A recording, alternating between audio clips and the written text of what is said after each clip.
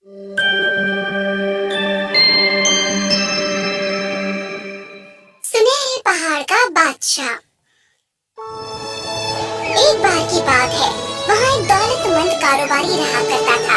उसने फैसला किया कि वो अपनी सारी दौलत 2 जहाजों में लाकर किसी और मुल्क में जाएगा ज्यादा दौलत कमाने के लिए। पर अफसोस वो डूब गए और उसे कंगाल बना दिया। उसके पास बस उसका छोटा बेटा ही बचा रहा और सिर्फ उसकी जमीन बाकी बची थी।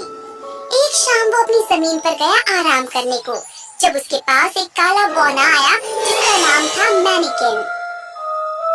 दोस्त, तुम इतने उदास क्यों हो? क्या हो गया है जो तुम्हारा दिल इतना गमगीन है? मैंने अपनी सारी दौलत गंवा दी, मुझे अपने बेटे की फिक्र है। तुम जो मांगो तुम्हें मिल जाएगा, और आज से 12 साल बाद जब तुम घर जाओगे तो जो पहली चीज तुम देखोगे वो मुझे देनी पड़ेगी। मैं राजी हूँ। जब कारोबारी खुशी खुशी घर आया, उसका बेटा पीछे से आया और उसकी टांग पकड़ ली। अब वो समझा कि बिना सोचे उसने क्या कर डाला था। उस पर खौफ छा गया। वो अपने कोठे पर जाता है और अपनी दौलत के संदूक की जांच करता है और उसे बिल्कुल खाली पाता है। उसे ये सोचकर राहत मिलती है क्योंकि पैसा वापस नहीं आया तो वो उसे नामंजूर कर देगा जब वो आएगा। फिर भी वो कोठे पर कुछ दिन बाद लौटता है और पाता है कि वो संदूक सोने से भरा है। अब वो पहले से भी कहीं ज्यादा दौलतमंद बन जाता है। 12 साल बाद वो तारीख आती है जब उस कारोबारी को अपने बेटे को उस बौने को सौंप देना होता है।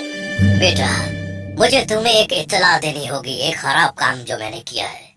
अब्बा, आप फिक्र ना करें, हमारे साथ कुछ भी बुरा नहीं होगा।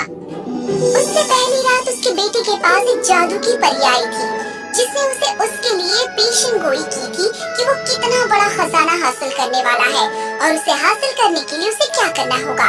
ये जानकर वो अपने बाप को उसी जगह ले जाता है जहाँ उसे बौने को दिया जाना था। वो अपने बाप को बैठाता है और उसके गिर्द एक घेरा बनाता है। बौना सहता है और अपने दाव की मांग करता है। एक तिलस्मी ताकत बौने को रोक देती है उस घेरे में आने से।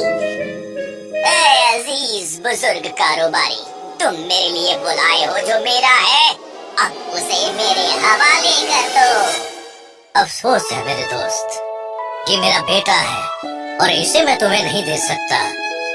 झूठे, तुमने मुझसे वादा किया था। मेरे दोस्त, अगर तुम मुझे इजाजत दो तो मैं इसका एक हल सुझा सकता हूँ। बौना बाप और बेटा एक समझौते पर पहुँचे। उन्होंने ये फैसला किया कि हासिल को एक कश्ती में रखा जाए जिसे उसका बाप समुद्र में धकेल देगा ताकि लहरें चाहे तो उस तैरती कश्ती के नसीब का फैसला करें और उसके साथ हासिल का भी। कुछ दूर बह जाने के बाद वो कश्ती एक तूफान में फंस जाती है और उलट जाती है। कारोबारी को बहुत दुख होता है अपने बेटे को खोकर। बौने को बहुत तसल्ली होती है अपना बदला लेकर। दोनों आदमी मुड़ते हैं और गायब हो जाते हैं। फिर भी छोटा हासिल बच जाता है क्योंकि वो बहती हुई कश्ती पर तैरता रहता है जो कुछ दिनों बाद एक अजनबी से साहिल पर पहुंचती है जहां एक बड़ा सा महल है और एक सुनहरा पहाड़। छोटा हासिल उस महल में दाखिल होता है और उसे खाली पाता है। उसकी खुशी ना उम्मीदी में बदल जाती है जब वो हर कमरे में किसी को ढूंढता है। आखिर में उसे मिलता है एक सफेद कुंडली मारकर पड़ा हुआ सांप। वो खौफजदा हो जाता है। सुनो मुसाफिर, मैं हूँ शहजादी नुआदा। मैं इस तिलिस्मी बद्दुआ में फंसी हुई हूँ जिसे तोड़ा जा सकता है अगर तुम 12 आदमियों की बेरहमी बर्दाश्त कर सको जो यहाँ अंधेरे में आते हैं।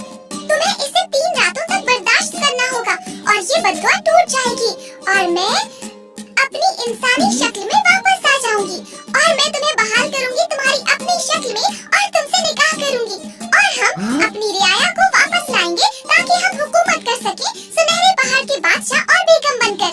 हासिल राजी हो जाता है। वो आदमी आते हैं और उससे मांगते हैं। तिलस्मी बद्दुआ बंद हो जाती है। शहजादी इंसान बन जाती है।